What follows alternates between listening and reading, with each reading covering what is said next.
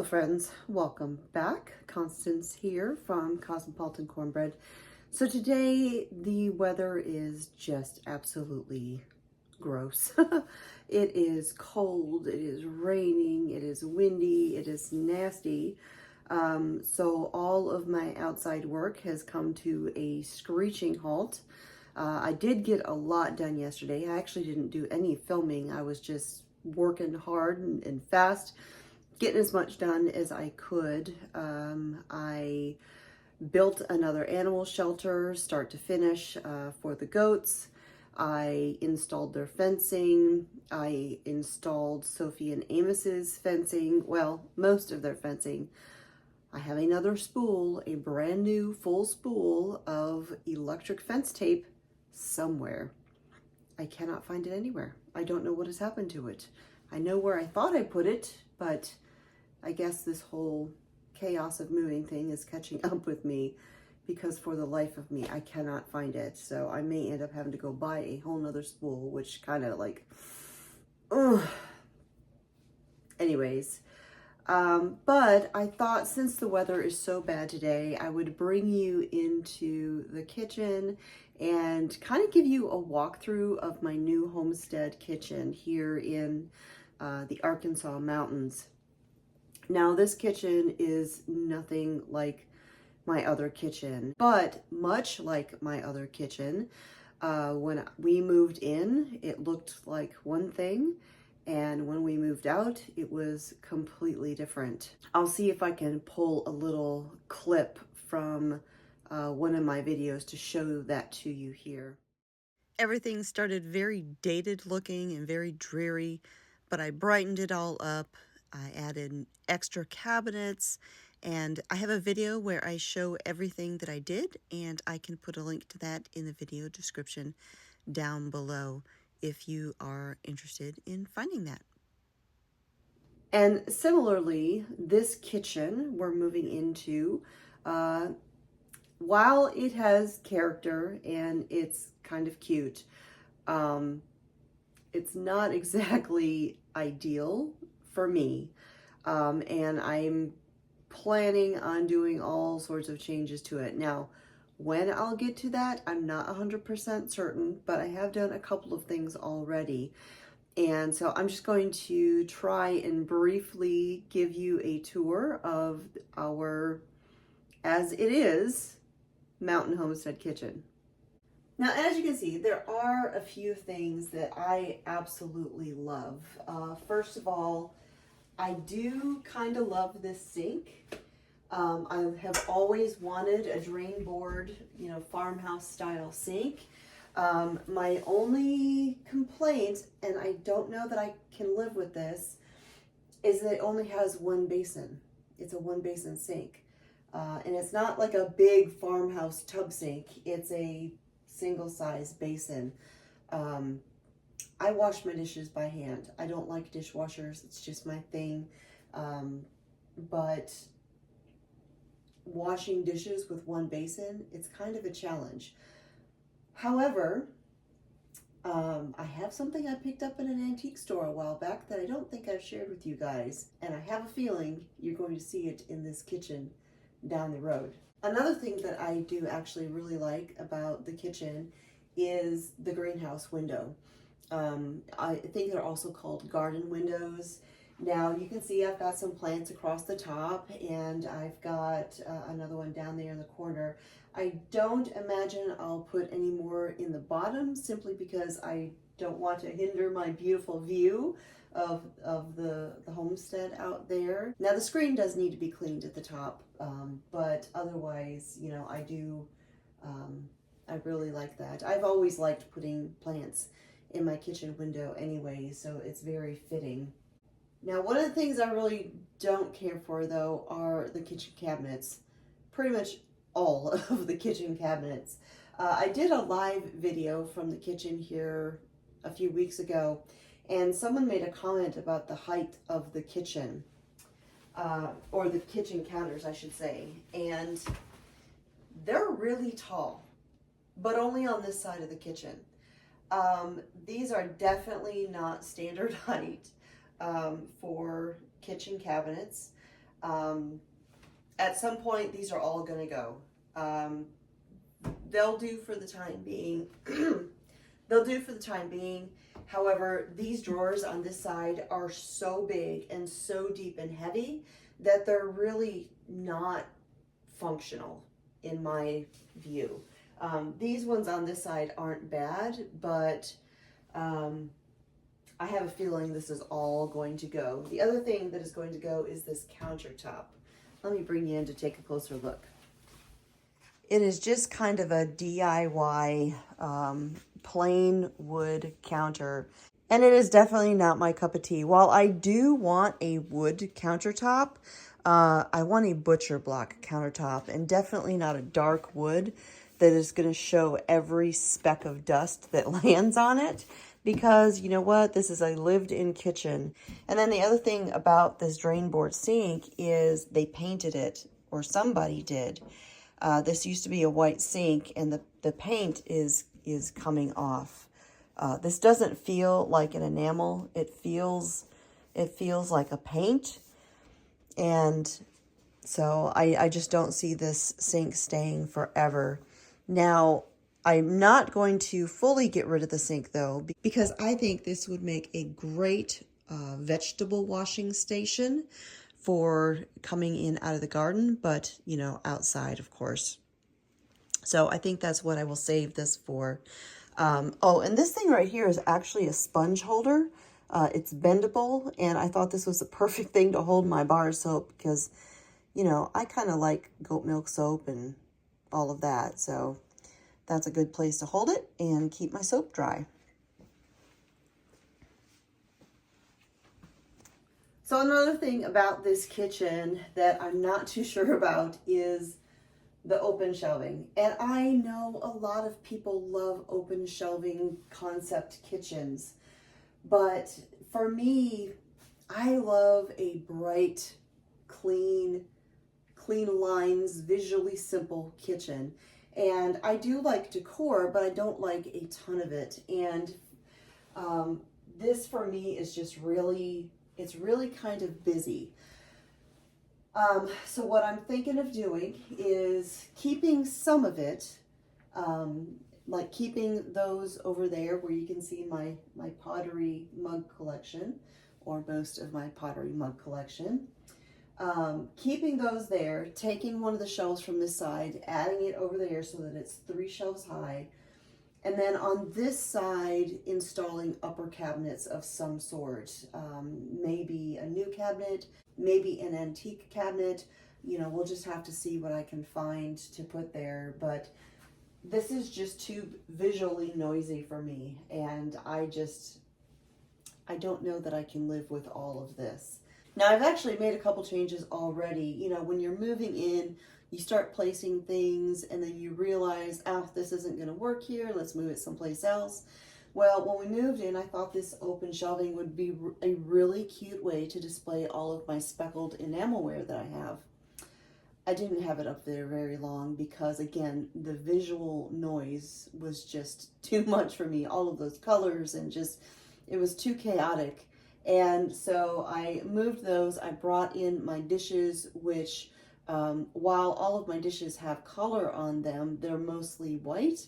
And, you know, visually, it's just much cleaner. I do think that if I keep the shelving, I'm going to paint them white so that they kind of fade into the wall and aren't so kind of in your face instead of that dark wood. Now, swinging over here to the other side of the kitchen, you can probably tell right away some of the things that need to be changed.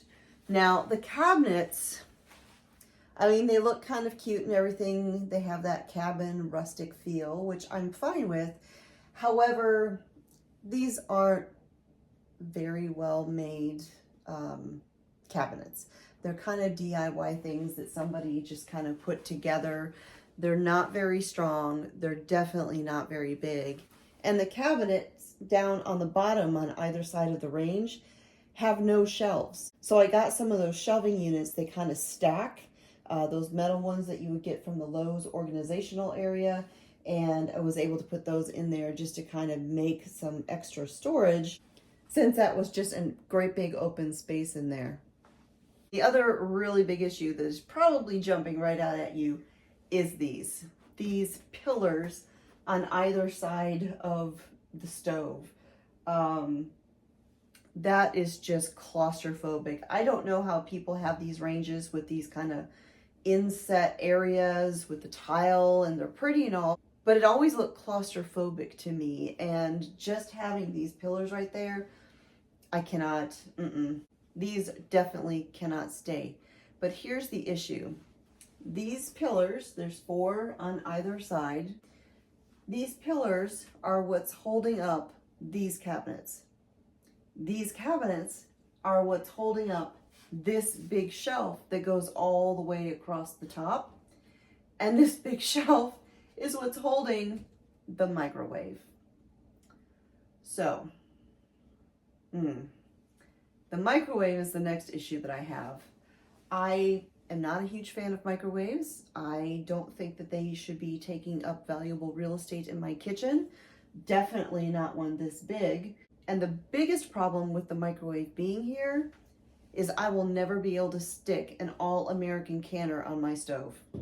There's no space. My canner would probably be touching the microwave on the bottom, if it fit at all. So all of this will need to go. Now, while I do plan on making my kitchen nice and bright and airy again, it's definitely not going to be the same as my Alabama Homestead kitchen. It'll have a completely different look, and you'll just have to wait and see what that is. So this kind of gives you a broader look of everything here in the kitchen, or at least this side of the kitchen. You can see up there is a pot rack that is made out of a wooden beam. That is actually something that was here when we moved in. I do actually really like that.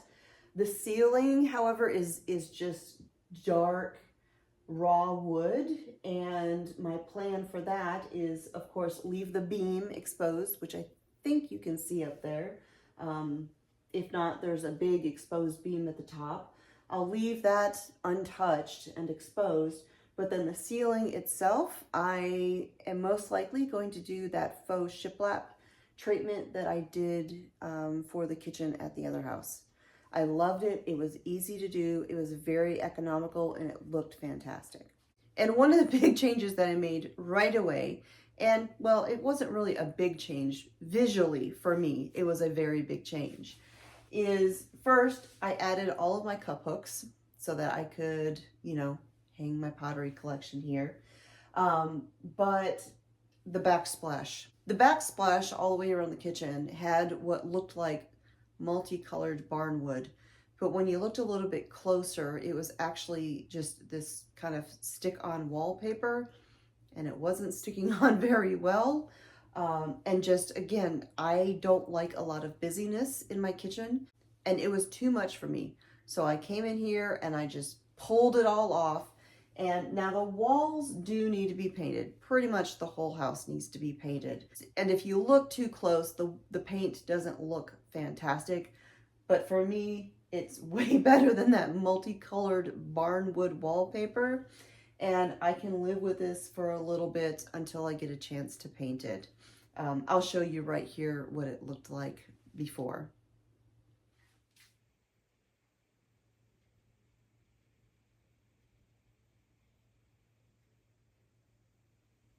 Out, so just outside of the main kitchen, here you can see I have my rack that has all of my cast iron pans. It's got my canning cookbook collection. It's got my mixers and some old cookbooks down there at the bottom for now. Over to the side, you can see my pantry is right there. And up above, all the way up there, is where right now, for now, my canners are residing, along with a few of my antique blue glass mason jars that were my grandmother's.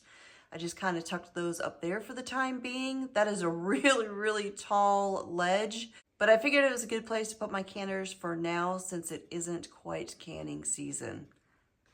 Now, speaking of my pantry, I got so many comments about this pantry door.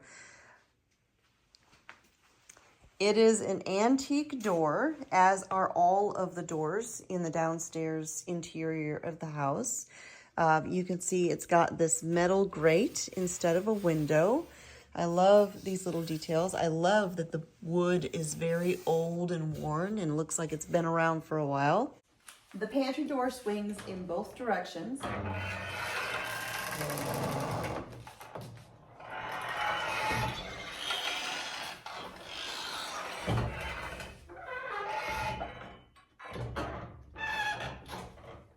And I love the squeaky hinges. And then right here is the dining area, and you can see where I placed my Hoosier over there, got my table right here, got Willow's high chair. This shelving unit is only sitting there temporarily. This is one of them that came out of the pantry. And there's a video where I talked about that, and I showed you what the pantry was looking like at this point. You can see the other antique doors over there and over there a little bit. Now, one of the big changes that's going to take place out here is the lighting. I don't know if you can tell on camera, but this area is really, really dark. And so I have already made an order to replace that light that is up there. And yes, that is a tin roof ceiling over the dining area. And it's just really not my style. And it's really, really dark. And so I already have a new light coming on order that has many more light bulbs than that to brighten up this area. You can see up there that I've hung a few of my baskets. I do have a piece of art that is going to get hung up there. Over here in the Hoosier. Now, this was my coffee station at the other house, but I've got my coffee set up, you know, over there on the kitchen counter instead. And so in here, instead of all of my pottery mugs, I have my enamelware collection, or most of it. Not all of the pieces are in there. I've got a tray sitting out there with my dishes at the moment, and my roasting pans are in the pantry along with my big mixing bowls. But that is where I've got all of my enamelware down there. That's where I store all of my kitchen towels in a basket and some just miscellaneous items in the drawers. And so bit by bit, it's coming together. Now you can also see my spice rack sitting over there in the corner. Right now, because of the open shelving and because they have these brackets that come down, I don't really have anywhere that I can hang that. So once I remove the shelving on that one side, there should be space on the wall where I am able to hang my spice rack and get that back up in the kitchen. I think I'm actually going to hang it on my bedroom wall behind the door temporarily, just so I have a place to put my spices where I can see them, because my pantry is completely full and there's just not a space wide enough to hang my spice rack. I contemplated building another one of a different dimension that I could hang on the pantry wall right inside the door. But instead of doing that, I'm just going to be patient. And like I said, I'll just find someplace else to put it for the time being so that I can use and access my spices, because at the moment they are still in a moving box. So this is my Arkansas Mountain Homestead kitchen for the time being. That antique foam, by the way, too, is gonna, well, it's not a real antique, it's a faux antique. It's actually functioning telephone. The previous owners did have a landline here, but we have no use for it. It's not hooked up to anything, and the only reason it's still there is because it's screwed to the wall. I just haven't had a chance to remove it. But that will go away, and then we won't have all of these wires hanging here. Temporarily, at the moment, my modem is sitting up there on my white shelf because we are still waiting for our good internet. Right here is my laptop, and this is where I just kind of stand and check emails and everything right now. But, you know, bit by bit, the house is starting to come together, at least this part of it. The rest of the house, not so much. We'll get to it eventually. This is definitely my longest move-in process that I've ever done, and this is house number 20 as an adult. But it is definitely the biggest move that we have done as far as what is involved in doing it. And so there's been other priorities over the rest of the house, like of course getting the animals situated and getting everything set up so that they could come here along with Mr. Smith. So just like you are able to come along with me and watch everything that is happening outside, the construction and building everything up, down the road, you'll also be able to come along and see what's going to happen on the inside.